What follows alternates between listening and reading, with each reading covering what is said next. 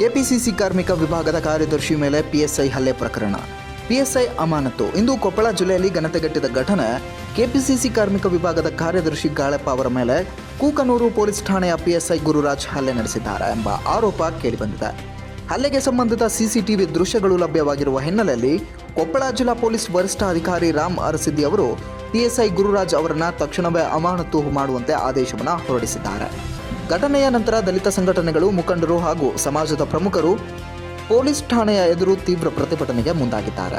ಇದರಿಂದ ಪ್ರಕರಣ ಗಂಭೀರ ತಿರುವನ್ನು ಪಡೆದಿದ್ದು, ಪ್ರತಿಭಟನೆಗೆ ಪ್ರತಿಕ್ರಿಯೆಯಾಗಿ ಮತ್ತು ಸಾಕ್ಷ್ಯಾಧಾರದ ಹಿನ್ನೆಲೆಯಲ್ಲಿ ಪಿಎಸ್ಐ ವಿರುದ್ಧ ಕ್ರಮವನ್ನು ಕೈಗೊಳ್ಳಲಾಗಿದೆ.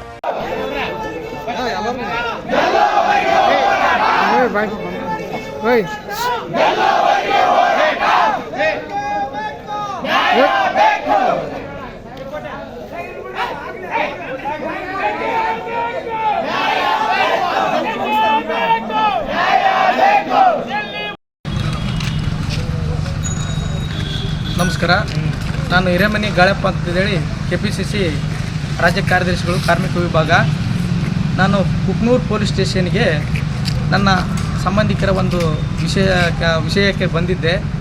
ಅಲ್ಲಿ ಬಂದ ಸಂದರ್ಭದಲ್ಲಿ ನನ್ನ ಸಂಬಂಧಿಕರಿಗೆ ನ್ಯಾಯ ಕೊಡಿಸಿ ಅಂತೇಳಿ PSS ಅವರಿಗೆ ಹೇಳಿದಾಗ ಅವರು ನೇರವಾಗಿ ನನ್ನ ಕುತ್ತಿಗೆ ಪಟ್ಟಿ ಹಿಡಿದು, ನೀವೆಲ್ಲ 500 ರೂಪಾಯಿಗೋಸ್ಕರ ಚಿಲ್ಲರೆ ಕೆಲಸ ಮಾಡುವ ನಿಮ್ಮ ಬಗ್ಗೆ ನನಗೆ ಗೊತ್ತದ, ರಾಜ್ಯಾದ್ಯಂತ ನೀವು ಏನು ಮಾಡ್ತೀರ ಅಂತ ಹಲ್ಕ ಕೆಲಸ ಮಾಡ್ತೀರ ನನಗೆ ಗೊತ್ತದ, ನನಗೆ ನಿಮ್ಮಿಂದ ನಾವೇನು ಪಾಠ ಮಾಡೋಕ್ಕಾಗಿಲ್ಲ ಅಂಥೇಳಿ ನನಗೆ ಜಾತಿ ನಿಂದನೆ ಮಾಡಿ, ನನಗೆ ಅಲ್ಲಿ ಕ್ಯಾಮ್ರಾ ಕೂಡ ಇದೆ ನೋಡ್ಬೋದು ನೀವು, ನನಗೆ ಸಿಕ್ಕಾಪಟ್ಟೆ ಬಡೋದು, ಬಟ್ಟೆಗೆ ಹೋಗಿರ್ತಾರೋ ಆ ಥರನೂ ಕೂಡ ನನಗೆ ಹಿಂಸೆ ಕೊಟ್ಟರು. ಈ ಥರ ಎದಿಮೆ ಹಿಡ್ಕೊಂಡು ಸಿಕ್ಕಾಪಟ್ಟೆ ಹೊಡೆದ್ರು. ಮತ್ತು ನನಗೆ ತಲೆಗೆ ಸಿಕ್ಕಾಪಟ್ಟೆ ಬಡ್ದಿದ್ದಾರೆ.